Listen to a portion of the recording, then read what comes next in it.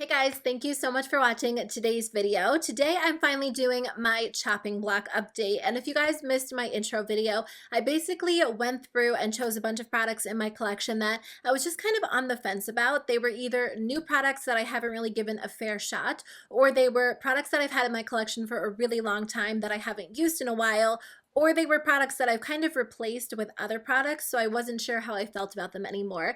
And I wanted to give myself one more month to try out the products and decide whether or not I wanted to keep them in my collection. And if not, I was going to chop them out of my collection and declutter them. And if I did enjoy them, I was going to keep them and just incorporate them back into my makeup routine. So I hope that makes sense. I feel like that was a long explanation. I used to include a chopping block segment in my everyday makeup drawer videos, and I am bringing that series back this month or this coming month in August, and I will share those products with you guys in those videos again. But I also feel like it's kind of fun to film these videos separately. I might do it differently. Like, a bunch of you wanted to see me choose the products and apply them on camera and decide on the spot. So I might do that for my next chopping block video. If you're interested in that, let me know in the comments below. But in the meantime, I wanted to update you guys on these products and let you know what's staying and what's going. So I hope you guys enjoy today's video. Okay, so the first product is the Urban Decay Kristen Leanne Beauty Beam Highlight Palette. And I had chosen this product because it was a new release, but I really hadn't given it a fair shot. It was just kind of sitting in my everyday makeup drawer every single month, and I hadn't reached for it. So I decided to give myself one more chance, and I do like this palette. It was limited edition, so I don't know if you can still get your hands on it, but I feel like the highlighters perform well, but I don't think I like it more than really like my Becca Cosmetics highlighters or my Wet n Wild highlighters. I feel like there are other highlighters in my collection that I've reached for over this one, even though I like the formula. So I am glad that I tried it out because I was curious about the formula, but I'm just going to pass it along to somebody else and declutter it from my collection because I'm sure somebody could enjoy it more than I do. So this product is being chopped from my collection. So the Dose of Colors Marvelous Mauves eyeshadow palette was on my chopping block as well. I don't know why I'm so torn about this palette. I'm usually so decisive about eyeshadow palettes, and I either enjoy them and I use them, or I don't use them so I declutter them. But this one I kept going back and forth on. I'm not the biggest fan of the formula just because I feel like it is so super powdery. I've mentioned that on my channel a few times, but at the same time they blend so well on the eyes and the colors are so beautiful that I do find myself wearing it and reaching for it. So I decided to keep it in my collection. I love it. I think the colors are pretty. I don't necessarily have to love the formula more than other palettes in my collection because I feel like this one is a very specific palette. I do love the shades in this palette so much. I just feel like it's so powdery that I'll go through them pretty quickly, but at the same time I only reach for this palette when I want like a very specific cool toned mauve-y look. So I do like the palette enough to keep it. I'm not ready to declutter it. I'll still use it, and I finally made my mind up about it. Another product that I just kept going back and forth on is the Catrice highlighting powder. And I actually like this product a lot. I think it looks beautiful on the skin. It performs really well. But at the same time, I just have other highlighters in my collection that I always reach for over this one. But at the same time, I like the formula so much.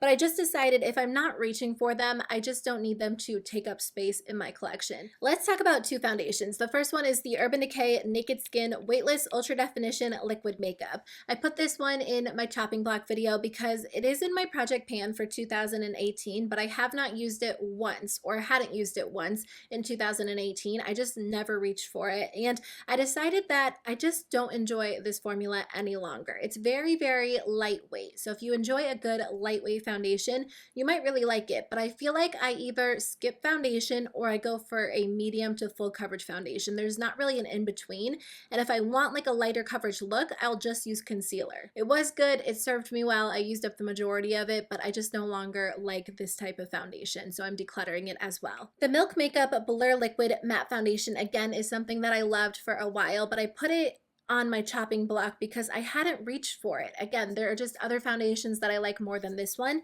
and I feel like this one just doesn't hold up very well on my skin any longer. I remember really loving it, but I feel like when I used it, it was either like fall or winter or spring. It wasn't summertime, and I feel like now that I've been using it in the summer, First of all, it's way too light for me. I have the shade Ivory, which is really, really light for me right now. So the shade is not a great match at all, but I just don't really enjoy the formula any longer. I changed my mind. It's just not for me. I've tried a lot of other foundations since I used this one, and I feel like I have other ones that I like better.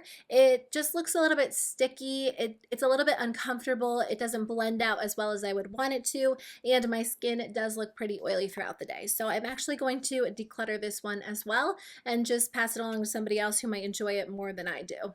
I did have two face primers on my chopping block. The first one is the Smashbox Photo Finish Primer Oil. I've always been super intimidated by this product. I've had it in my collection for a while, but I've just never committed to actually using it regularly to see if it worked well for me. And I don't think it's going to be ideal for the summertime for me, but I'm definitely going to keep it and use it during the fall and the winter and the spring, because I did test it out, and not only did my foundation go on so beautifully, it actually looked really beautiful throughout the day. I think I had it in my mind that my skin was going to be like a complete oily mess, and this product was going to cause my foundation to break down really quickly throughout the day, but that wasn't the case. Like, my foundation looked smooth and beautiful and even, and I won't say that it left my skin looking super matte all day long, but it just looked really beautiful, and it was more of like a healthy glow than like a super oily glow, if that makes sense. So I really enjoyed this product. I think it's going to be an amazing option for the winter time. Even though I have oily skin in the winter, I feel like it can also be a little bit dry, so I can't wait to use this during the rest of the year. But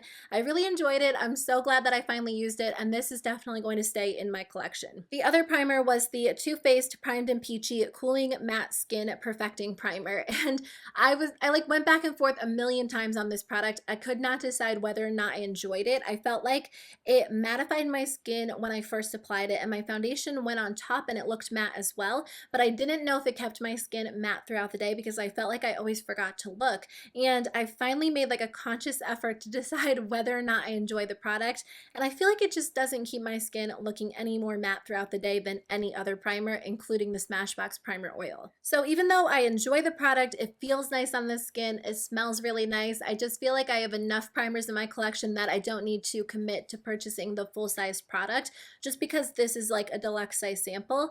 And I don't know, I just felt like I didn't like it more than I liked a lot of my essential primers. So for that reason, I'm just not going to keep it in my collection. I'll just declutter it. Do you guys have a favorite matte primer though? You'll have to let me know in the comments below, because I feel like in general, I'm really drawn to moisturizing primers and hydrating primers, but I haven't tried a lot of mattifying primers that I really love. So if you have any recommendations for me, please let me know. Okay, I put the Makeup Revolution Conceal and Define Full Coverage Concealer on my chopping block because I felt like I liked this product, but there are so many concealers in my collection that I didn't know that I needed to keep this one as well.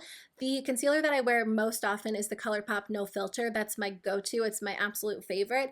And this one is somewhat similar, but I feel like it goes on beautifully. It blends out really nicely, but it does really settle into my fine lines more than other concealers do. And I feel like my skin, again, gets so oily throughout the day when I use this product compared to other concealers. I do like this product, and I feel like it is a good, affordable option. I think a lot of people are going to enjoy it, but for me personally, I just have other concealers in my collection that I like more than this one, so I don't feel like I need to keep this one any longer. I always end up reaching for my ColourPop concealer over it, so I'm just going to declutter this one from my collection as well. So the Catrice Aqua Ink and Gloss lip stains are going to be chopped from my collection as well.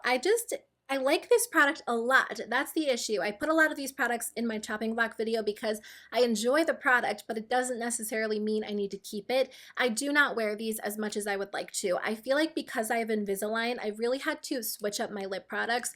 So many of them are just impossible to wear with Invisalign because they get all over the Invisalign and they're just not Invisalign friendly, I guess. I think I like the idea of a lip stain, but I don't wear these because they're so like richly pigmented when you first apply them, and they look like glosses, and that glossy layer has to wear off before you're left with the lip stain. So I don't usually reach for glosses that are super highly pigmented just because I feel like they can get everywhere and they're a little bit harder to wear because they can look really messy. These unfortunately no longer have a place in my collection. I just don't wear them, even though I would like to. Honestly, I don't. So it's time to declutter them as well. And then the last product is from Bite Beauty. It is the Agave Lip Mask. I don't know like I lost this product and then I found it, and I don't even know if I ended up mentioning it in my last chopping block video, but I meant to if I didn't. And I feel like I want to like this product so much because so many people told me to try it out, and I don't know why. I feel like it's just not as hydrating as I want it to be, and so many people love it and they say it's an absolute essential. So I don't know why it doesn't work for me as well. I think I decided I'm actually going to keep it and finish it up, but I won't end up repurchasing it when I'm done with it. I don't feel like it's necessarily a poor quality product, but I just feel like most lip balms kind of make my lips feel the same after I wear them all night. I don't know. I like my Jack Black lip balm, and that one's like a fraction of the price. So I will keep it because I do feel like it works. Like I will use it up, but I don't think I'll end up repurchasing it. So that's just kind of my update on this product. Okay guys, that is the end of my video. Thank you so much for watching. I think I'll probably film my next chopping block video a little bit differently, and I will try the products on with you on camera and decide on the spot whether or not I want to keep them. I don't know. I liked this type of video, but I feel like an intro video and an update video is a little bit redundant, and maybe I just need to give myself like one more chance to try them rather than a whole month. So I will at least try that for my next video. So I hope you guys are looking forward to that. Make sure to subscribe so you don't miss it, and I'll see you guys in my next video. Bye.